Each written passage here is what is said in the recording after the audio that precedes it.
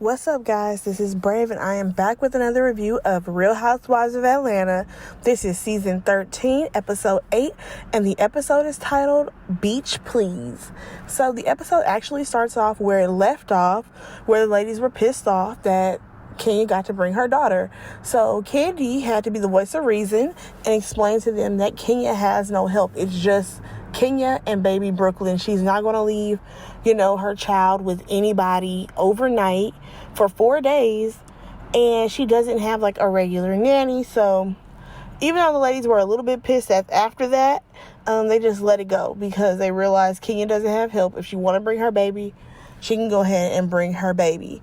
So we next see Kenya and LaToya. They are at the house and they have this woman come in and she's explained to them how they are going to play a game, and it's like a murder mystery game, even though that shit does not go well when the ladies get there.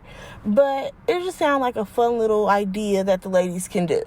It's a fun little activity, So we see that Cynthia, she arrives and she gets there before the other ladies. Keep in mind, Cynthia was supposed to arrive later than the ladies because she had some other stuff going on. So they show Cynthia her room, and of course she likes her room because Cynthia got a nice room. Then the ladies finally arrive. You guys, the bus ride was supposed to be 4 hours. It turned out to be 8 hours. I have no idea how that could happen, but 8 hours is a long time to be on a damn bus. So when the ladies arrive, they're happy to finally be there. And Kenya thought it would be a cute idea for all the ladies to choose a different name if they wanted to go by, kind of like an alter ego just for the weekend. So the ladies get some drinks in their system and they just want to have a good time. They want to party, they want to drink, they want to dance. They just want to have a good time. But out of nowhere, here comes this woman running and screaming because here goes the murder mystery. Nobody was really paying attention to that murder mystery besides Kenya, Candy. I think Tanya was paying attention. But other than that, them ladies wanted to have a good time. And I feel like the murder mystery was a good idea, but maybe it should have been on another night, not their first night there. I mean, even Kenya's girl LaToya wasn't with this game because she's like, all right, I did it. I killed the person. Now let's have a good time. Even her favorite person in the world does not have her back.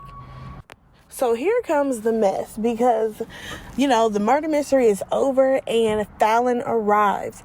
So Fallon's not even staying with them because she brought her husband down, which I kind of give a side eye to. Why can't you go on a girls trip without your husband? But anyways, she brought her husband down with her. Also, there wasn't any space for her anyways because it wasn't enough rooms. So there's that. And, they have a discussion about how, you brought your man, you brought your husband. And LaToya, of course, she was the ringleader of, this is a girls trip. Why would you bring your husband? And Drew is like, LaToya don't care about husbands anyway. But this goes back to that conversation where she said that she wanted to date and do whatever she wanted to do, even though she's still married. So after this, the ladies go check out the rooms, and everyone's checking out Candy's room, which is a nice room. But LaToya decides to roll up on Drew and be like, okay, so now are we going to talk about your struggling husband? And I'm like, struggling husband? When have we heard of Ralph struggling? Wasn't he supposed to be super smart? And I thought he did some type of job. I know he has a job and it ain't, YouTube, but I know he making some kind of money. So that right there started it all up because for sure Drew was ready to fight her. Just because girl, don't come for my man. When I actually I'm with mine while you out here doing whatever you're doing. So next thing you know, Drew is going off. She's like the last girl who basically ran up on me. I smashed her head into a wall or into a gate or something like that. I'm like, oh, okay. So I think Marlo ended up taking LaToya out the room, just letting her know, girl, you touched her. And she's like, did I touch her? LaToya, stop playing dumb. So the ladies get LaToya to apologize for touching her, even though what she said was foul, as well as she was drunk. So this apology wasn't real at all. So Marlo, she ends up seeing her room, and she's pissed off because her room is extra small, and as we know, Kenya and Marlo, they don't get along, but she felt like she still should have got a better room.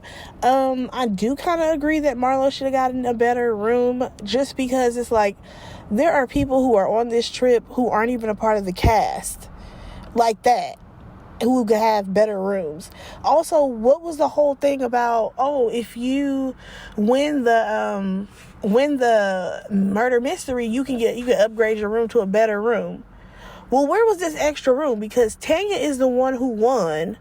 So did she get a better room and there was another one? I'm confused about that. So there's that.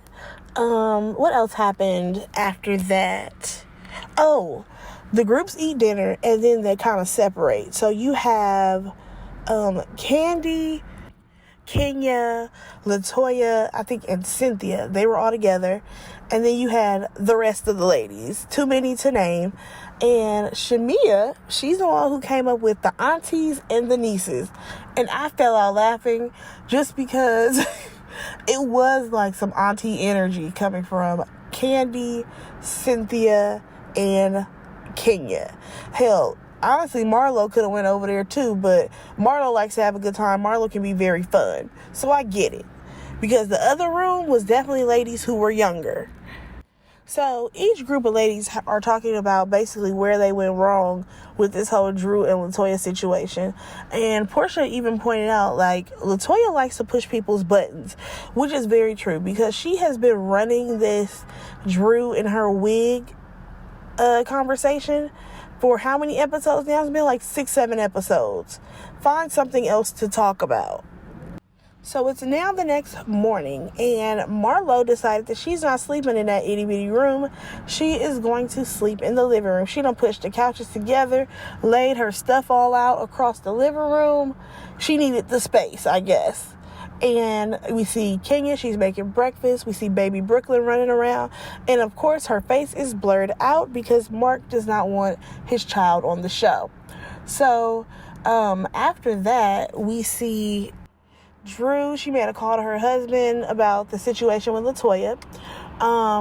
Then we also see that there's a guy who's out here roasting this pig. And first of all, we're going to get to that conversation about this food, but Kenya was dead ass wrong. We actually see Marlo and Candy have a conversation, and Marlo is just like, me getting this small room, I just realized that Kenya really hates me, and I feel like at this point we need to go ahead and bury the hatchet. And honestly, they should, because Marlo and Kenya have been going back and forth for so long at this point, but at this point it's also for no reason. Like, they haven't exactly done anything personal to each other, and they never really had a strong foundation of a friendship in the first place. So they might as well get along. So after that, we have Shamia and Portia. They out here talking about Dennis, and I'm going to skip right over that because I don't care about Portia and Dennis. So like I said, that man is out there roasting this pig. And of course, it's taking a long time for the food to be ready. So the ladies are getting hungry. And instead of, Kenya bringing in, someone to make them snacks or, just something to keep them satisfied while they wait on this other food, Kenya, she freaking orders food for herself, like literally solo for herself, not even for Cynthia or Candy or even asking them did they want to order anything. Nope, she orders a solo plate, and the other ladies are like, wait a minute, you ordered your own food? Like, what are we supposed to eat? And she's like, oh, well, there's food in the fridge. One of them said it was sandwich meat in there. I said, oh no, see, Kenya, you play too much. There is no way that you can invite me on a trip and then you sit up there and then you order only yourself some food but nobody else. Really, girl? You can see that these girls are hungry. And, like, you can tell that even Cynthia and Candy was looking at her sideways. And she's like, what? I mean, if these girls wanted to eat something else, they could order some food. It's like, Kenya, you're terrible. So we then get this conversation with, I believe it was Cynthia, Candy, Marlo. I think Kenya came at the tail end. Oh, yeah. And, of course, LaToya. They're talking about how, well, not they. LaToya is talking about how she got Drew a wig because the last one that she had wasn't a good wig. All this crap. And basically the ladies are like, that's stupid. Why would you try to get her a wig? You know what I mean? But LaToya has a mind of her own. So the food is finally ready and the ladies are finally able to eat. And I can't lie, that food looks super duper good. I don't even eat pork like that, but they could definitely gave me a little bit of that. So, you know, they're eating, and next thing you know, LaToya starts tapping her up, I don't know if it's her nails or her utensils, against a glass, like if she's about to make a damn toast. Oh no, she just wants to bring something to the ladies' attention. Of course, she starts up about Drew's wig. She's like, you know, there have been a few conversations about Drew's wig. And I'm like, first of all, you've started every one of those conversations. Matter of fact, you created all of these conversations. And usually everybody else is just responding and reacting to what you're saying.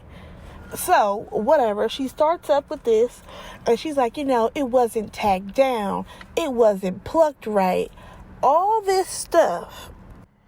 And basically, she's like, you know, it was wrong for me not to say this to your face, and I apologize for that. No, it was wrong for you to go ahead and gossip it around town. It was wrong for you to start up every conversation about Drew, even though you don't know her, to be about her wig. Like, there's a list of things that LaToya is wrong for in this situation. So LaToya is like, yeah, you know, I really want to get you a wig. I want to get it plucked for you. I want to get the lace laid for you. And Drew is like, oh, that's sweet, I guess. However, I can clearly see that you watch me very closely. I get my wigs from the top stylist in Hollywood. And I was like, oh, do you, Drew? Do you? So Drew is like, yeah, I probably won't wear that wig that you're planning on getting me.